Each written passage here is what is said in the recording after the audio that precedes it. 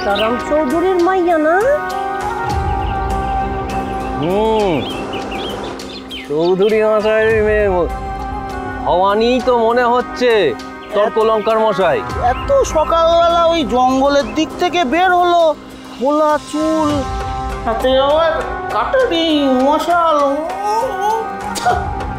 না, আত্মারাম চৌধুরী জমিদার বইলা মাথা কিনছে নাকি? হ্যাঁ, আমি কইতাছি এ মাইয়া দেখো গিয়া সারা রাত জঙ্গলেই আছে।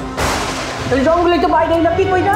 হ্যাঁ, হ্যাইডা মানা যায় না, হ্যাঁটা মানা যায় না। চৌধুরী মশাইয়ের বাড়ি চলুন পণ্ডিত মশাই, খবরটা জানা যাক। সবকিছুর একটা সীমা থাকে।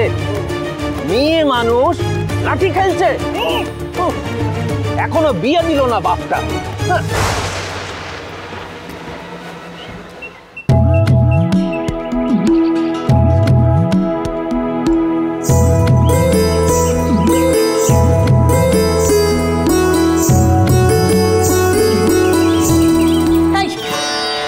কোথায় গাইতাছস? কোথায় গেছিলি রাইতের বেলায়? মাইয়া তো দেখতেছি আমার হাড় মাস একবারে জ্বালাইয়া খাইলো।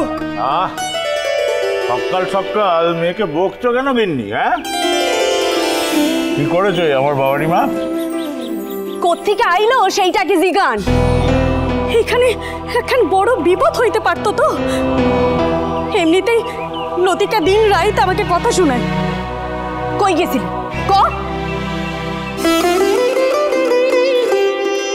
বাবা ভালোবাসে না?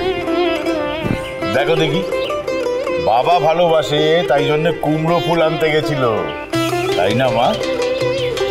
বাবা ঠাকুর আসলে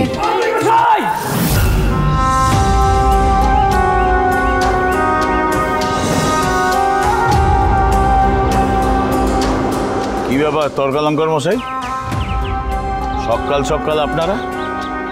বলি কোনো গোল বেঁধেছে নাকি ছাতি নাই? হাই কথাটা তো আপনার মাইয়াই কইব চৌধুরী মশাই। কাল রাতে আসিল কোথায় সে? উত্তর দিতে হইব, সত্য বসন কইতে হইব। কিন্তু আমি কেন খামাখা মিছে কথা বলবো? আমি তো রাত্রে জঙ্গলে গেছিলাম মায়ের জন্য নিশিপদ্ম আনতে। কি কয় দিদি? সারা রাত লেগে গেল মা নিশিপদ্ম তুলতে? হ্যাঁ, তুমি তো ফিরলে ভোর রাতে। নিশিপদ্ম কোথায় তোলা হলো না রত্ন ঠাকুর? মাকে তো নিবেদনই করতে পারলাম। চমৎকার। তাহলে তুমি কি করছিলে মা রাতের বেলা খোলা চুলের জঙ্গলে? রাজরাজেশ্বরী রানী ভবানী, সোম থেকে রবি প্রতিদিন রাত 8:30টায় স্টার জলসায় ও জিও হটস্টারে।